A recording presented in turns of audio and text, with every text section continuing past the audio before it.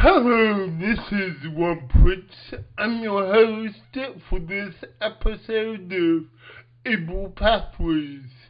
To join in on the conversation, please visit the Able Pathways channel on Legal Arena.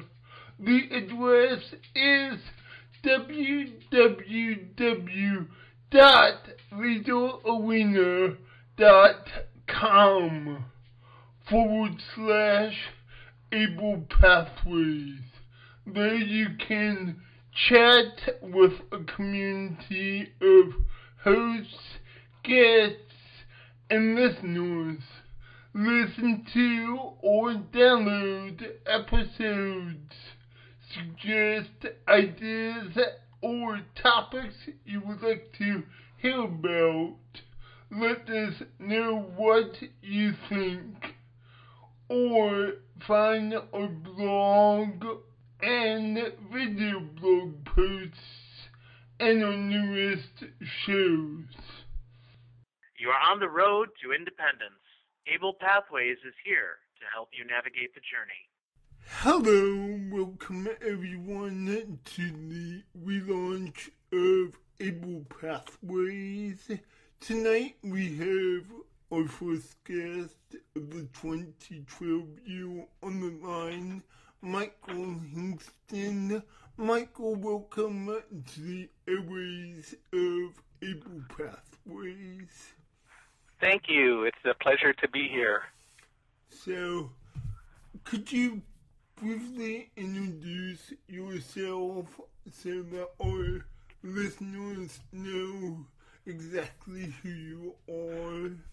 Well, again, my name is Michael Hingson, Hingson, and I have been blind my entire life. I'm probably most visible because on September 11th, 2001, I was working in the World Trade Center with my guide dog, Roselle, and when the tower was attacked, we escaped down the stairs and out of the building. And then, for me, I think the most memorable part was we were just across the street from Tower 2 when it collapsed, and had to run, as everyone else, of course, had to run to escape the tower that was collapsing and all the flying debris. So we did that, and then after 9/11, our story got extremely visible in the press, and so as a result, we've become pretty visible to people. We worked for a while at getting ready to write, and finally last year wrote and published through Thomas Nelson Publishing a book called Thunderdog, which is the story of 9/11. It's not a 9/11 book, though. It's really a book about life and life lessons and how everything came together, and the things that I learned I was able to put to use on September 11th to escape and survive. Wow. And what was your position in the tower, and which tower were you in? I worked in Tower 1, so that was the North Tower. That was also the first tower hit. Okay. And what did you do in Tower 1? What was the company or your position with the company? I worked for a company called Quantum Corporation, which was a Fortune 500 company that manufactured disk products and also products to back up computer data. I ran the New York office. I was the Mid-Atlantic region sales manager for the company, so I was the main face of Quantum in New York. I had a sales force and an engineering service force as well, who all worked out of our office. Wow, it almost sounds like we could have you back for a second show just to talk about how you got to that point of your life. Well, and of course that's a lot of what Thunderdog is about. It's really not so much the story of getting out of the World Trade Center as it is how I got there and then moving on afterward. You know, I think that a lot of times our society tends to want to remember someone for one thing, whatever it might be, but there's so much more to each of our lives. And so we tried to really tell the story in detail in Thunderdog, and I do it as I travel around and speak. I'm also an international public speaker. I travel the world talking about teamwork, talking about going from diversity to inclusion, because I think those are two different things entirely, although people try to make them the same. Diversity doesn't really at all end up including everyone it should. So I think inclusion is a much more relevant term, because if you're going to truly be inclusive, then you're going to be inclusive. If you're not, then you can't really call yourself inclusive. I think diversity most of the time leaves out anyone who happens to have a disability. So we talk about some of those things. I talk about moving on after change, and so I travel and do a lot of public speaking. And of course, Thunderdog came along, which helps that. So I've been doing that mostly for the last 10 years. Cool. So can you tell us how you got to be a sales manager for Quantum? My first job out of college was working for the National Federation of the Blind that had gotten involved in a special project to test and evaluate and make recommendations for the first production model of the Kurzweil reading machine, which is a machine back in the mid-1970s that would scan a printed page, took about a minute, then it would recognize the characters and finally speak whatever it saw and read out loud. Of course, that has evolved over time, but my job was literally to live out of suitcases and travel around the country to the various sites where we placed readers, reading machines, and to set them up, to help people learn to use them, to monitor them, to go off and then use the information we acquired from all of the people who operated the machines in order to create recommendations as to what should go in the final production model. And then the next year after the project was over, Kurzweil indeed published or created his first Kurzweil reading machine that became available for sale. Now, of course, it's gotten to the point where the device is actually a portable, fits-in-your-pocket system called the KNFB Reader Mobile, which I was asked to be the master distributor for a few years ago. So it actually runs on a cell phone. Literally, you lift it above a page, and it reads it out loud. And people can learn more about that if they go to my website, www.michaelhingson.com. There's a link that will take them to the reader pages. But out of that job, back in the mid-1970s, I was hired by Kurzweil to come in and do the same sort of thing, which I started to do in 1979.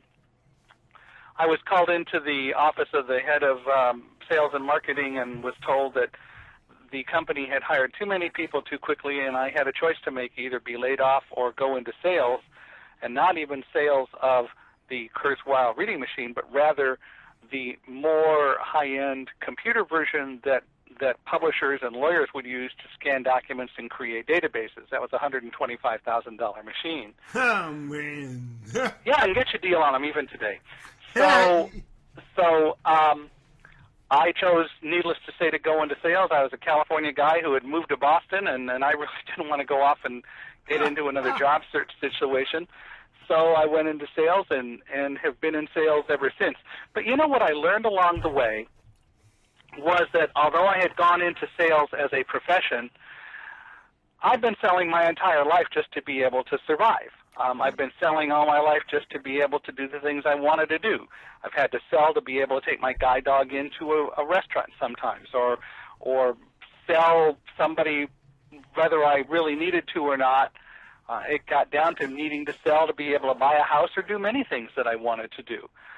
So what I learned is that sales is a way of life for me, and in reality for all of us who are different than the norm, just to have the opportunity to do a lot of the same things that everyone else does. So, in fact, we all sell, and that's just what we do. But for me, sales has been a regular part of my life from almost the very beginning. When I realized that, it certainly helped me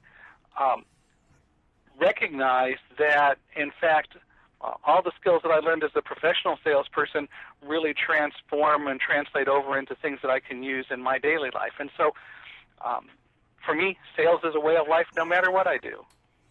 That makes sense, and I have never truly thought about that. But you're correct, we are constantly selling because we are selling new concepts all the time. Sure, exactly right. New concepts, maybe not to me, but when I learn that they're new concepts to other people, and it could help them, then so much the better. Today, I'm as much in sales when I'm out speaking in public as I've ever been. What I've learned is that I'm selling attitude. I'm selling philosophy that anyone can use. I'm selling how to live a happier and a more productive life, if you will. Yes, I like that concept completely. And I have to ask, I'm not sure if you know a good friend of mine, Richard Parrish. I'm sorry, I didn't quite understand. Do you know of a guy by the name of Richard Parrish? Oh, no. Okay. He's a real big name in the blind community here in the Midwest. So I was just curious. I think the name is familiar, but I don't know him, no. He's also married to a great lady by the name of Valerie Brew Parrish. Both are great in the disabled community. Aha. Okay. So, but can you tell me what did you get your college degree in? I have a master's degree in physics from the University of California at Irvine. I've always been interested in science and electronics. I think ever since I got to go on my father's service calls. He owned his own television repair shop in Chicago back in the early and mid-1950s, and until he moved out from Chicago to California in 1955, when I was 5, I got to be with him a fair amount in his store or going on some calls with him. So I've always been interested in electronics. Even when I stuck my finger in the wrong spot on a live TV that was plugged in and open and got zapped, you learn somehow. But I've always been interested in things scientific and technology. But that will also explain why you have a great sense of humor. You must have had this on I Love Lucy when it zapped you. Doesn't feel very humorous when you get zapped, though. I know, sorry about that. Yeah, but I can look back on it 57, 58 years ago, and it's fine now. So, and that's something that we as disabled has to realize. Our lives are humorous. They have built-in humor. If you can't take a step back and enjoy a laugh at yourself, then you're gonna have an awful long life. Absolutely. And one of the things that I say in every speech where I can on teamwork is something that I think people need to understand. I don't think there is one thing in this world or one item that someone hasn't accomplished without having the assistance of someone else. Or maybe a better way to put it is, no one has ever accomplished anything without having the assistance of someone else somewhere. And I challenge anyone to come up with an example where that's the case. Actually, can I piggyback on that? Sure. I want to issue a challenge to all communities coming together, because the longer we are apart and separated, we cannot build upon each other's successes. So that's a lot of the reason why I do shows such as this, to bring people together so we can all grow from each other. We all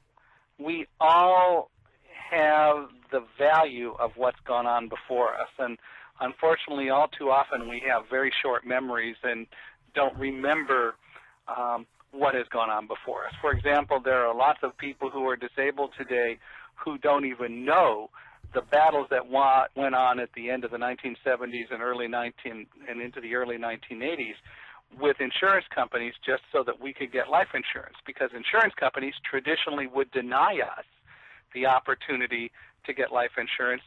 And when we discovered the reality of the situation, we learned that insurance companies were doing it strictly based on prejudice. They didn't have one statistic. They had not one iota of evidence that we as insurers, or insurees rather, were a higher risk than anyone else. Nevertheless, the insurance companies, through prejudice, just denied us life insurance. Now they can't do that. But that was a big thing not too long ago. And unfortunately, all too often, we don't learn the history of how we fought, how blind people began the movement and then others joined to make sure that none of us were denied life insurance simply based on prejudice. I'm going to stop you, Sophie. That's something here at Able Pathways I'm beginning to be a big believer in. We have to know our history in order to grow from that. And if you're a listener, please email me. Please stop by our website at LittleArena/Able Pathways and contact me, because we all have to know our history, because it helps all of us to grow. That's absolutely true. I mean, you couldn't have said it better. So, and we are in the process of looking at how to get that message out. But where did you go to college? The University of California at Irvine in Southern California. I grew up pretty much in Southern California, and that's where it all happened. And the other question I have to ask is, when did you learn Braille, and how important was it to your life to learn Braille? I actually learned Braille when I was 4 years old in kindergarten in Chicago. The next year, I moved to California, into an area where there was no school and no Braille instruction, and I actually forgot a lot about it and had to relearn it. So I relearned it when I was in the summer between 3rd and 4th grade, because finally the school district hired a resource teacher who was going to come in and take responsibility for making sure that I and now there were several blind students in the district, would get Braille materials and so on. I believe that Braille is absolutely important, and even for people who go blind and become blind later in life, ought to learn Braille. And you'll notice that I don't use words like visually impaired or sightless or sight impaired. First of all, I think those are begging the question. Second of all, I think those are comfort terms for people who have eyesight, and for some blind people who may have some eyesight left, as a way of hiding from the fact that they're still using the techniques that a blind person needs to learn. If we're going to talk about people with disabilities, let's talk about people who have 20/20 eyesight. You notice I also don't call that vision, and I'll explain why. And I'll explain why in a minute. But the fact of the matter is that people who have all their eyesight are light dependent. You know, Thomas Edison invented an electric light bulb for them some 150 years ago so they could see in the dark, which is a good part of every day. So the reality is they have their own set of challenges. It's just that they got technology first to help deal with some of that. But what I say, again, if we're going to talk about Thunderdogs some more, and I always am glad to talk about Thunderdogs, one of the main premise of the whole concept of Thunderdog, and what I try to say throughout Thunderdog is, don't let your sight get in the way of your vision. And all too often we do that as a society. We go by what we see. We don't go by what we imagine, envision, or truly think about. And that's what people do about blindness. I was talking to a group this morning about blindness, and I said to them that it's amazing how many sighted people believe they're such experts on blindness, having never experienced it, but they're doing it from their standpoint, and they think that's the way it is. And so they throw more barriers in my way, in your way, in the way of all of us as people who happen to have a disability. They throw more barriers than we could possibly throw in our way. Some of us buy into that, which is also unfortunate. But the fact of the matter is, the handicap isn't blindness. The handicap consists of the misconceptions and poor attitudes that people have about blindness. I think Kenneth Jernigan from the National Federation of the Blind put it very well, and it's what's at the front of every edition of the Braille Monitor, that the problem of blindness is not blindness, but rather it's the lack of understanding and education about blindness. And that's what we need to change. I mean, you said a lot which can apply to all of us. Absolutely. And one of the big issues, and I mean, don't want to pick on people that aren't blind or people in wheelchairs. Back when curb cuts became a big issue back in the 70s, the blind did not like them at all. And I'm just pointing that out to show that one accommodation for one group of people may be a hurdle for another group, and that how we have to think everything through to come up with positive solutions. I think the issue with curb cuts wasn't so much the curb cuts, it was rather like the flat curbs in Sacramento, where there was no indication when the sidewalk ended and the street began, because they were made absolutely flat. And although I appreciate that and conceptually have no problem with that concept, by the same token, the other side of it is that when you have completely flat curbs like that, you have a situation where there's no way to tell. Now, they got these wonderful little truncated dome strips that people put down, and those are about as worthless because they're not wide enough. My cane can skip right over those if I take a decent step when I'm walking at a fairly fast clip.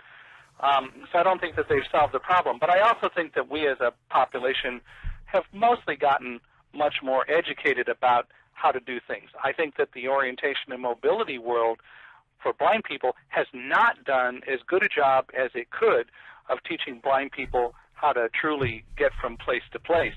We learn sometimes routes or specific things, but we're not really taught, except in some instances and by some groups of instructors, how to truly discover and understand our environments. And that's something that we all need to work on more. Wow.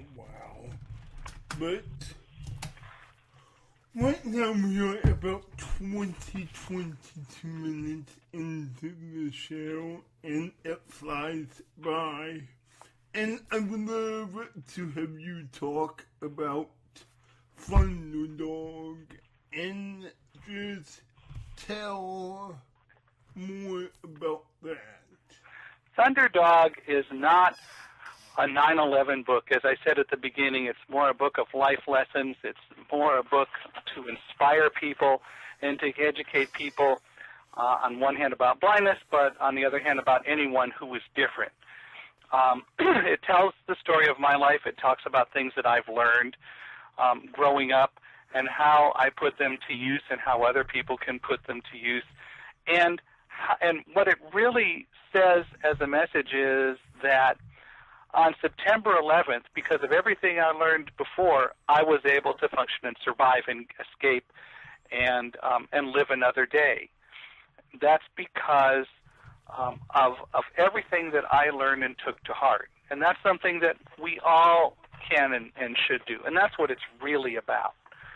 So there are a lot of lessons. There are a lot of ways I think that people can be inspired by it, and I think there's something for almost everyone in Thunderdog. It just happened to turn out that way to some degree. But we wanted to write a book that would inspire people, that would give people a better idea of what it's truly like to be blind or different in general, and that the real problems we face don't come from us, they come from others. We can exacerbate the problem. We can make the problem worse if we ourselves don't have good attitude. And if we're not willing to recognize that the fact is that we're going to do better if we learn to sell in our lives, or perhaps to make some other people feel comfortable, we have to educate. And the reality is, whether we like it or not, we as the people who are different and in the minority have to educate. So Thunderdog, I hope, helps to do that.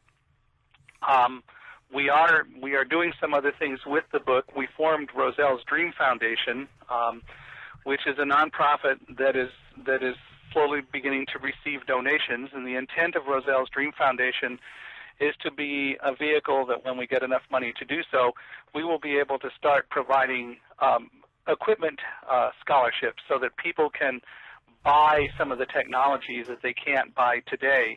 We won't pay for all the costs, because I want anyone who wishes to use some of the funds when we have them, I want them to have a stake in the game. So we'll probably pay like 50%, and then they have to come up with the rest of the money. But the technology that we use is very expensive. The KNFB reader that I mentioned still costs $1,800. Note takers cost $5,000, $6,000, $7,000. GPS systems that are worth anything at all are in the $2,000, $2,500 range, and even a screen reader or software package to make a computer talk is $1,000 to get a pretty good one. There are a couple out that are free, but they're not quite there. There's one that's very good. But just a lot of the technology we need is expensive, and even if we didn't talk about the expensive technology, the unemployment rate, as you may know, among most anyone who is a person with a disability, and that includes blind people, is very high. The unemployment rate that we face is over 70%, according to the Social Security Administration. Close to 50% of blind people are living below the poverty level. So even just getting regular technology can be very difficult. So we're hoping that Roselle's Dream Foundation will help with that. We're getting some extra help with the foundation because Ron Burns, who's a very famous animal artist, painted a portrait of Roselle, and as he sells the prints, he is donating 40% of the net proceeds of every print sale to Roselle's Dream Foundation. And if anyone's interested, his name is Ron Burns, B-U-R-N-S, and they can go to www.ronburns.com/Roselle and order a copy of the print. Wow. I have to ask a few quick wrap-up questions. First of all, is Roselle still with you? Roselle died in June of last year. She retired in 2007, so she got to live as just a member of the household, being the boss of the house and barking at everybody who came to the door for over 4 years, but she died in June. And so we miss her, but she's in a much better place. She was in a lot of pain when she died, so she's in a better place now. So, and I'm always been curious, can they tell they are retired once you retire them? I think that we have a lot to do with how well that goes. They love to continue to work. Now, I think in Roselle's case, she was ready to not work as much. She had a medical condition that we think was caused by 9/11. But normally when the dogs retire, they do love to continue if they can. But if you introduce the new dog into the mix and do it right, mostly I think you can make it a good transition, and both dogs love their new roles.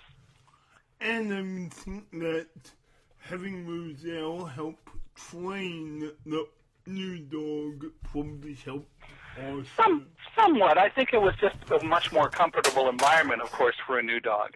There are a lot of us who can't afford to keep our old dogs, and so as a result, the new dog is the only dog in the house. In our case, We had Roselle, and we had Fantasia, who's another lab. She was a breeder for guide dogs for the blind. And in fact, my new guide dog, Africa, is one of Fantasia's daughters. So that just was a coincidence that happened. So we had 3 dogs, and they all worked well together. Cool. So, do you have anything to finish? I would just say I think that we all can be anything that we desire. We have to make choices, and we have to sometimes work pretty hard at it to make them come about. But if we work together, if we recognize that we are part of a bigger planet, a bigger society, and if we do our best to help educate people in the right way, we can make this a much better place and a much more inclusive place than it is today. As I said, don't let your sight get in the way of your vision. It's important not to do that. It's important to recognize that there are a lot of things out there that any given one of us doesn't know. And what we need to do is to learn how to accept the input and assistance of others, no matter who we are and no matter what we do. Okay, I want to say thank you very much. This ends the show.